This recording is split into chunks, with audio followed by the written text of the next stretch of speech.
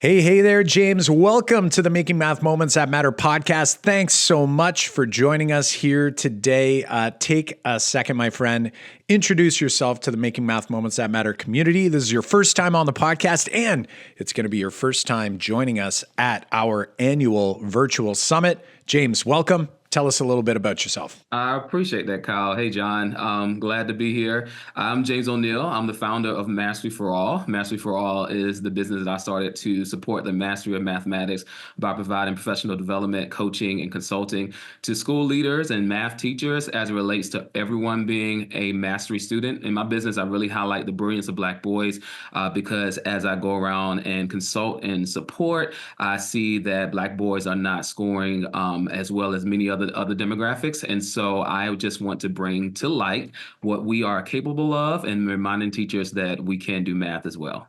Love it. Love it. And in such an important topic to kind of dig in on. And we're going to get into your session in particular in this episode for the summit that's coming up. But before we do, we ask, James, I don't know if you know, but we ask every guest what their math moment was. And it is, like I think when you think about math class, and usually when we say the words math class, there are images that pop into your minds. And especially like for me, I still hear the words math class and this image of fifth grade, multiplying, getting a sticker, like these things stuck with me all these years. So when we say math class, like what is popping into your mind right now? Like what's flashing there that goes, that's what I remember? Yeah, I don't think I can say math class and not think about Mrs. Simmons. I talk about just rolls off the tongue. Like yep, you've got it. There is no disconnection from math and Mrs. Simmons. Mrs. Simmons changed my life. I grew up in a little small town area, and there was not a lot expected from me as a little Black boy in the South in a little country town. And Mrs. Simmons, I had been doing well for the majority of my from kindergarten all the way to eighth grade. And I remember not being a part of the gifted kids. They were pulled out of class all the time. Right. But Mrs. Simmons in eighth grade gave me a placement test to get into Algebra 1. And it was the first time where I felt like somebody had seen me. And I was then on track with those kids who had pre-algebra in seventh grade and built those skills up. And it was productive struggle that year because I went from seventh grade math into Algebra 1 without the pre-algebra stuff in there. Right. But Mrs. Simmons changed my life that year. And I try to be a Mrs. Simmons on another level. So I can't think about math moments without her saying, hey, I think you can do this. Totally changed the game for me. Oh, that is such an awesome story. The sad reality, though, is that story had to have happened, meaning, that someone didn't see you earlier, right? Yeah. So thank goodness that someone did finally go, wait a second, but, it would have been, of course, we'd be living in a much better world if that sort of thing, didn't happen, if that memory was something different. So we appreciate you sharing that with us. Yeah. Let's dig in here and let's chat a bit about your actual session here. And I've got to, I'm looking at the title and I'm hearing your math moment, which I did not know before this episode.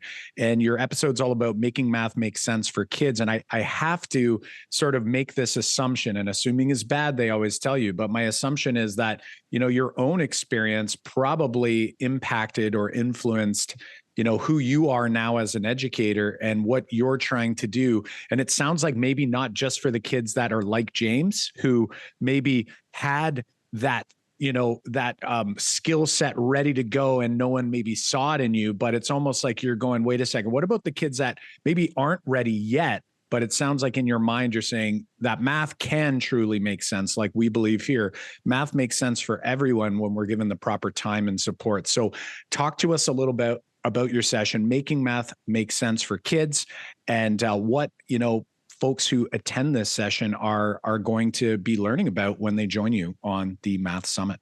Yeah, I appreciate that, Kyle. And so I was a student that built my math identity off of I got it, procedures and all the things. I am systematic. Right. Yeah. In my mind, I'm built for, if you give me a structure, if you give me a system, my eye will flow. It doesn't matter if it's math, that's just my life. Well, that's not how necessarily conceptually that was kept from us. Growing up in the classroom, it was if you can do what the teacher did, then you were a great student. And I am a great mimicker. I could do that. Many of my peers could not. And I now know, more so after becoming a math teacher, that a lot of people hate math because it doesn't make sense. It is not because it's this language that many times it doesn't translate well with people. And so no one likes being in a space where someone is talking about something that you can't get, or somebody's asking you to do something that you cannot make connections to. And so if you're constantly in that space, if you're constantly showing up in that classroom and you can't make sense of stuff, and you're released to do something on your own, and you're always like, I don't get it, I don't get it, I don't get it. Who wants to be a part of that? So I'm really about showing teachers how to make sense of the conceptual and how to build students funds of knowledge. Like, they come in and we are built to make sense of our world. How can we do that with mathematics? And I show teachers just things that we skip over. I do this exponent thing where we ask students to memorize rules, but we never make sense of the rules, and the power of the sense making that comes into play, and why our brains wants to retain that as opposed to reject it when it makes sense. And so it's really about the changing people's attitudes about math, because I tell people, I want to give you a chance to like it. Right. And if it makes sense, at least you have a chance to like it, as opposed to it never makes sense, I don't have a chance to like it. So that's really what I'm really trying to get to the educators. Well, it's so funny. And we've talked about this on our show so many times before, because John and I we were mimickers. Like, we were that kid. Right. And to the point where a lot of kids that end up getting this name, of being good at math, the traditional sense of mimicking, right, is what sort of people are saying. In many cases, it was almost like I didn't want to know, because like it was like harder for me to understand it. I was like, I got the pattern, like just like let's move on with it, right? Like that was like my mentality. And I think for a lot of students, I actually didn't like the math. I just liked that I could do it fast and be done, and something that I think is really coming out in what you're talking about here, with actually making sense, with actually understanding what's going on. Not only, I love the line about giving them the chance to like it, but I think of how distracting that is for that person who is like, I can't think beyond this next place because I still don't know what this means. And it's like, I'm fixated on it. But then, we as those procedural teachers back in the day just keep going. And they're way up here and they're going like, but what about that? They've missed everything else. So they have no chance to try to pick up on that behavior or that pattern.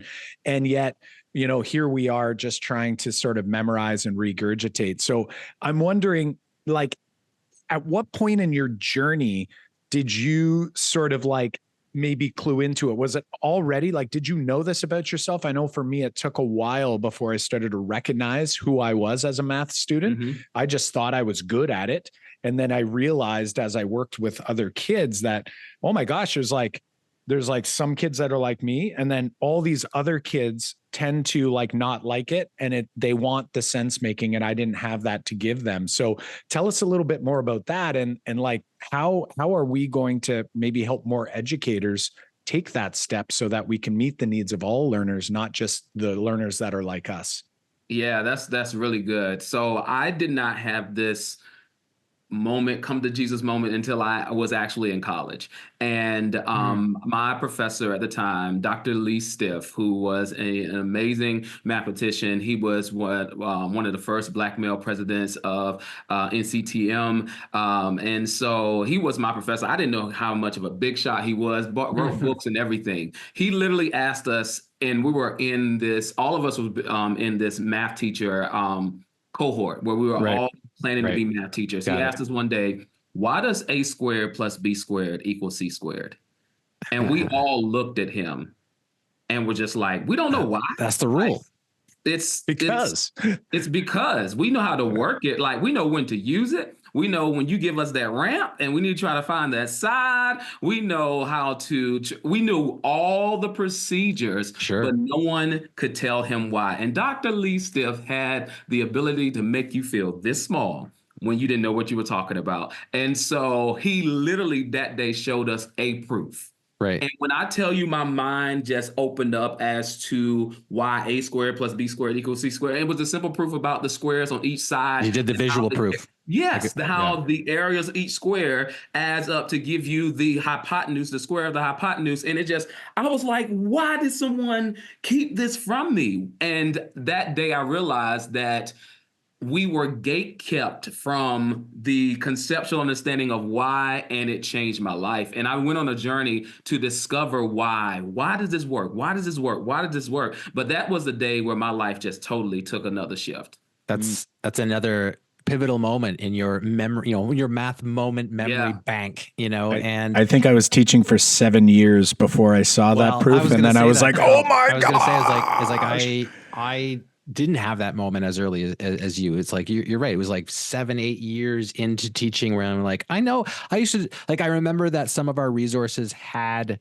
they have that inquiry section of the book, but you're like, I have a math degree. I'm going to flip right through that. And I'm going to go right to the examples, right to the red box. I don't even need to look at the examples. I'm just going to go right to the exercises, and I'm going to do them in front of the kids, and they're just going to get the mimicking. Cause that's the way I thought mathematics was supposed to be taught. It was like in the handbook, right? Like we all have to have this handbook. And actually, we just spoke with Sunil Singh, because you said, mathematics is a language, and Sunil Singh was talking about how mathematics was a language, and we were talking about translators. Like in the world of language, there are translators from one language into another language, and it was like we teachers are the translators in a way, and you also said the gatekeepers, and it's like translators sometimes are those gatekeepers of like what you can and can't learn, or what you can and can't be exposed to. And us as translators, it's where, our classrooms, our students who are going to get their language translated for them. Yeah.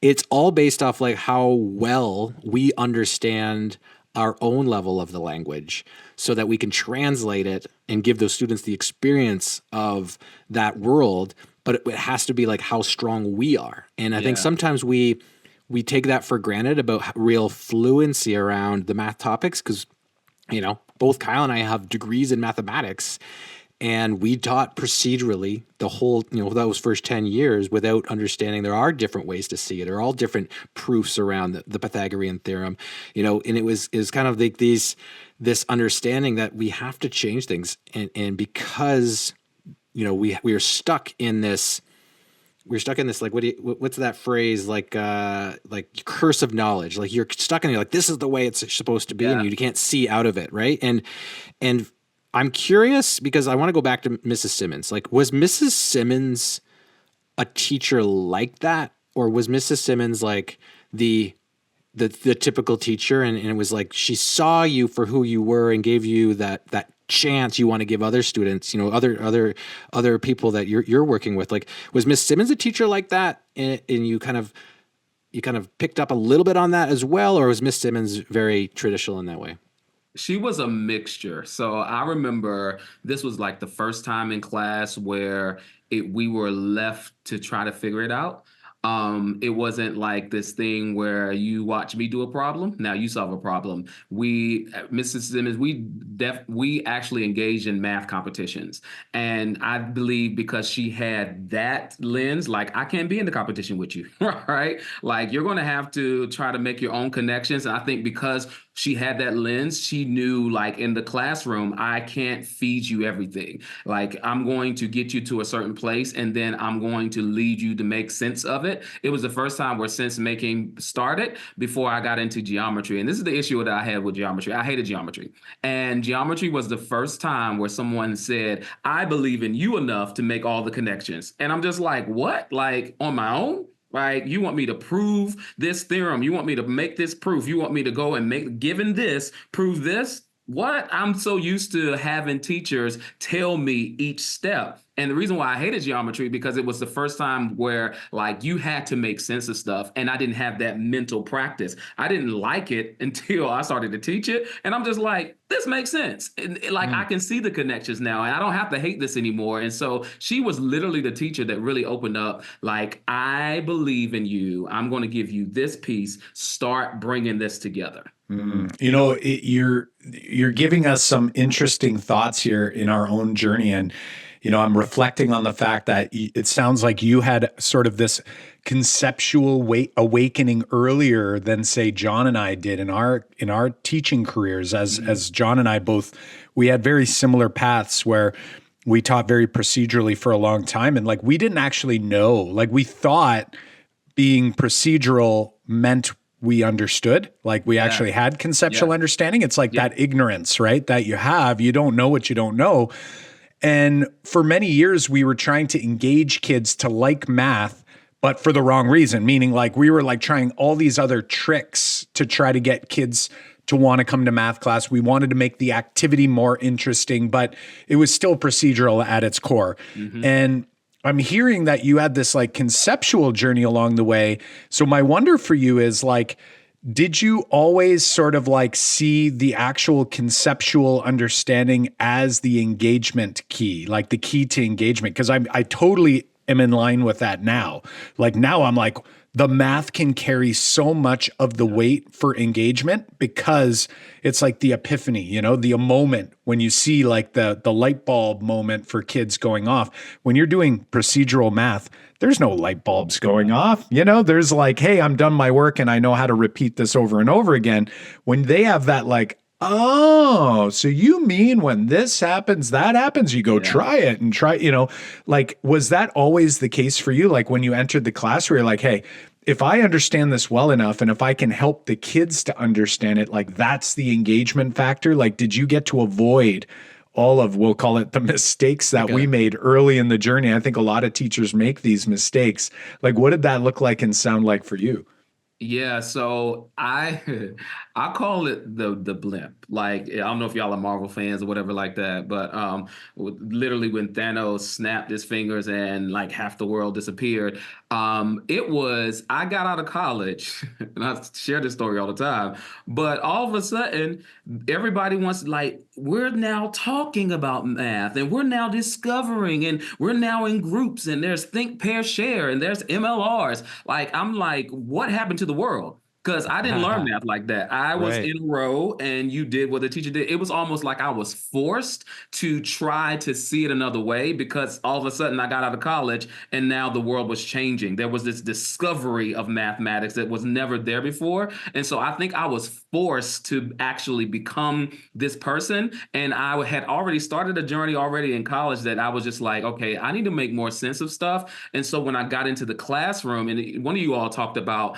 our own personal journey of understanding the fluency and why the stuff makes sense. When I started seeing the why, I was just like, ain't no way in the world nobody can get this. Like it just revolutionized. Like, this makes so much sense that I know my kids can do this because it makes sense. And as a teacher, and as a teacher, I'm sorry, I'm excited because like I'm with you on this going. I'm sure that so you excited felt to cut this. you off. Right. Yeah, I know. It's so impolite. I know. Sorry, but it's like something in you. think of this, and this is the part like when you're trying to help other educators sort of make this shift as well, and help them to have the epiphany is like it makes you realize you're like, there's still so many things I don't understand about math, you know? And then it like makes you a little excited that it's like, well, that one lesson that I've always struggled to like try to teach or whatever it is, whatever the concept is, there's something there that I'm not seeing. And it makes it interesting every time you come back to it to teach it again, to go, I'm telling you, I'm going to figure it out. You know, like I'm going to figure out the thing that's going to make this make sense for all of the kids here. And it's not me making it make sense for them. It's to help them bump into it. Right. Yeah. And yeah, so I love it. I think we're going to be great friends moving on. And I think I heard you say when you had this calling,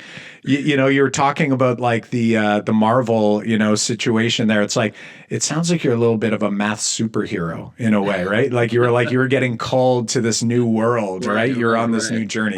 It gives me a lot of optimism, you know, like I think when we talk about focusing on content, conceptual understanding, and when we like think about this for a sec, like we got to this point on, it's not necessarily on our own because we had Mrs. Simmons. We had, I forget the name of the professor that you said, but you know, we had our own teachers that helped us kind of clue into these things as well, our colleagues, you know, and sometimes the students help you clue into these things and being like, that's an epiphany moment as a teacher.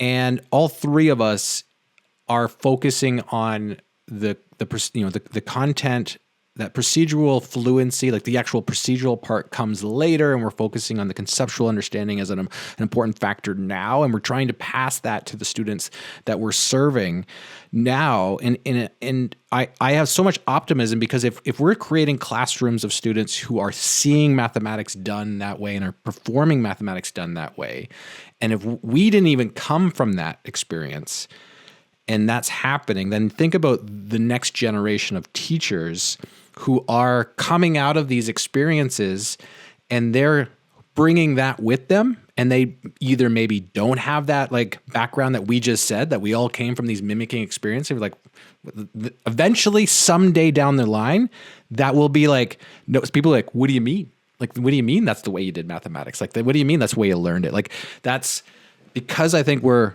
focusing on that. It's going to be a day where more students have the experiences that we're trying to give than the opposite, and those, because the teachers will just keep cycling. It'll be a snowball effect. Most definitely. Most definitely. I definitely foresee that. I'm in hopes, and that's why I do what I do. That's why I get in front of the educators I get in front of. That's why I hold the workshops that I hold, because it is a mindset shift. It is you're asking someone to, and I realize it and I name it out loud. You're really asking someone to literally change the way they see mathematics. Right. And you're asking a teacher to change their philosophy on mathematics and their mindset, meaning that their mind have been set on what they believe this should look like. And that's not easy. It's not easy. But if you're not exposed to it, if you don't show people why this is better than the way that have not really been working, or for a set fewer kids, you won't get the benefits for all your kids being able to see it and personalize it for themselves.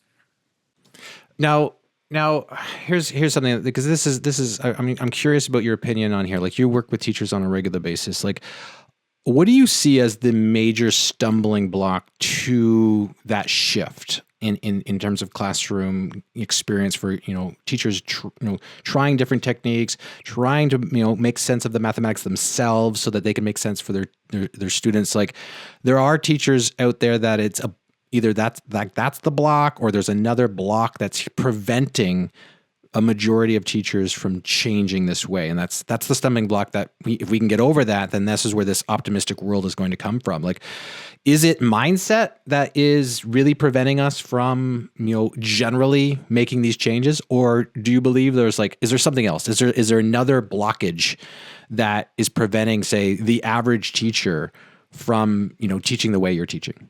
Yeah, I had a colleague, and we just talked about this recently. Audrey McPhillips, she told me that, and she quoted someone else that I can't think of who she quoted, but she said many of us educators, the greatest indicator of how we're going to teach is the way it was taught to us. Right. And that alone is one of the main reasons why we have what we have right now.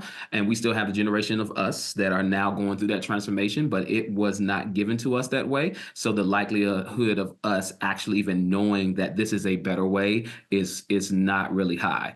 And so that's first and foremost. And then control is another thing. That I was just at an event just this past weekend, and I asked teachers about, control, you know, giving voice, allowing students to have voice. And one teacher just got up and said, you know, I have control issues. And I'm just like, 95% of us, if not higher, do. And when you take the model from the I do, you do, we do model, which means that I have to start, right? And that's how it's always modeled, and that's how it always begins. It begins with me, and and then I am now taking that power and I'm giving it to you. Not an easy thing to do. And so those two issues many times impacts what we allow, how much talking we allow, how much we believe our students will be capable of making those connections, want to make those connections on their own. That's something that I constantly see.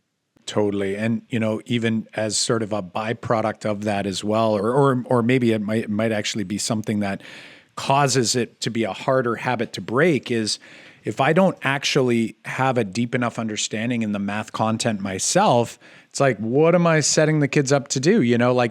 I could give you the opportunity. I say, hey, John, James, go ahead. I want you to think about this problem. And you're like, what about it? If there's no actual inquiry, if there's no actual intentionality behind what we're trying to volley, we got to volley something to the kids, and sometimes that could be really tough. So great points here. This is one of the biggest challenges. I like to sort of remind myself, and I hope everyone listening, we have to remind ourselves that this isn't something that can change overnight. So you had mentioned this idea that we've all learned math in a certain way, and it means that we have certain beliefs about mathematics. We have certain ideas. We have certain habits that are now set.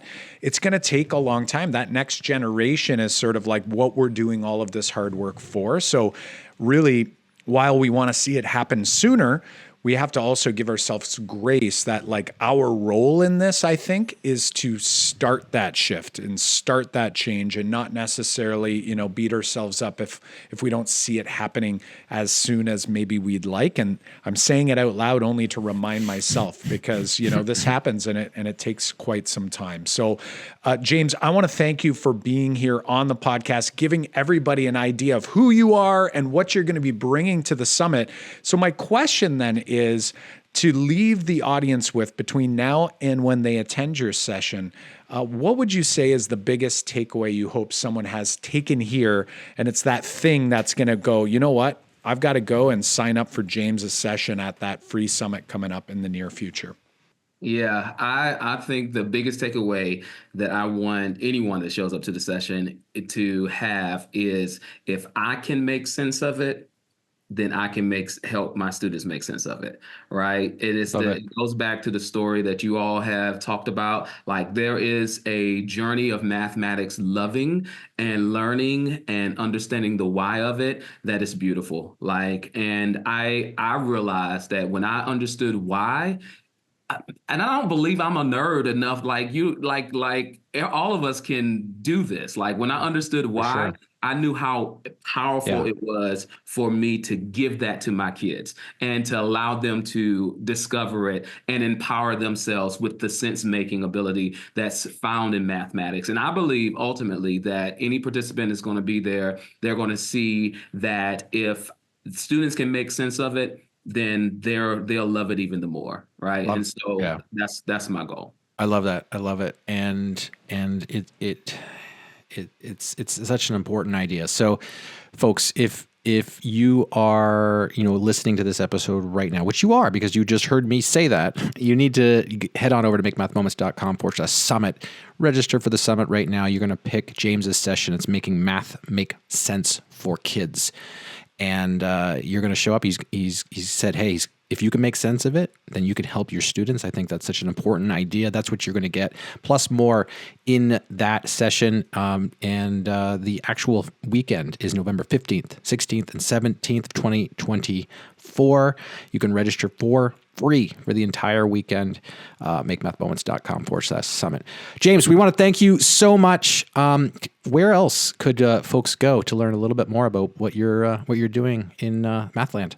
Yeah, my website, mrjamesoneill.com, is a great place to start, and they can find me on any of the social media platforms at Mr. James O'Neill or at Mr.JamesO'Neill. So yeah. Awesome. Thanks so much. Awesome. James, thanks for being here, and we look forward to checking out your session at the upcoming summit. Good to be here. Appreciate you guys.